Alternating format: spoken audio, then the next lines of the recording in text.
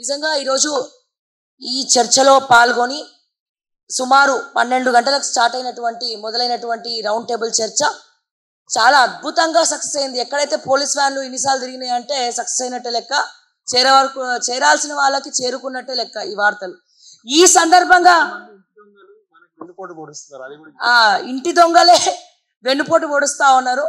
కాకపోతే పర్లేదు, ఎప్పుడు కూడా ఇక్కడ ఉన్న ప్రతి ఒక్కరం కూడా ప్రజల పక్షమే, ప్రజల కోసం పనిచేస్తాం.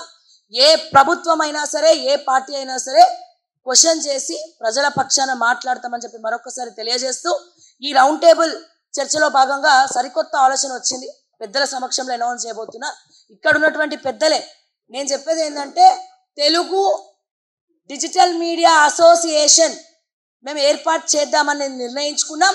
సో డెఫినెట్గా ఏర్పాటు చేసి ఏ యూట్యూబ్ ఛానల్ కూడా ఉండదు.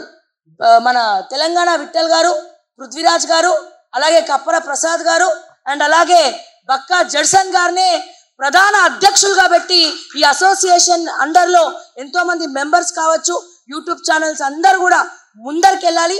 ఎవరికి ఏ కష్టం వచ్చినా సరే ఆ యూట్యూబ్ ఛానల్స్ తరపున, యూట్యూబ్ జర్నలిస్టుల తరపున ఖచ్చితంగా ఈ అసోసియేషన్ కొట్లాడుతుందని చెప్పి నేను మరొక్కసారి ఈ సందర్భంగా ఈ ఒక అడుగు ముందరికేసినాం, ఇంకో అడుగు ముందరికేసి association, Telugu digital media association కూడా తీసుకోవాలని చెప్పి నిర్ణయించుకొని, సో ఖచ్చితంగా ఒక బాడీ ఫామ్ చేసి అందరి తరపున ఈ అసోసియేషన్ నిస్వార్థంగా ఒకరు ఎక్కువ ఒకరు తక్కువ అని కాదు, కష్టం వచ్చిన ప్రతి ఒక్కటి కూడా ఈ అసోసియేషన్ కాపాడుతుందని చెప్పి మరొకసారి తెలియజేస్తూ దీన్ని అందరి సమక్షంలో అనౌన్స్ చేయడం జరుగుతుంది.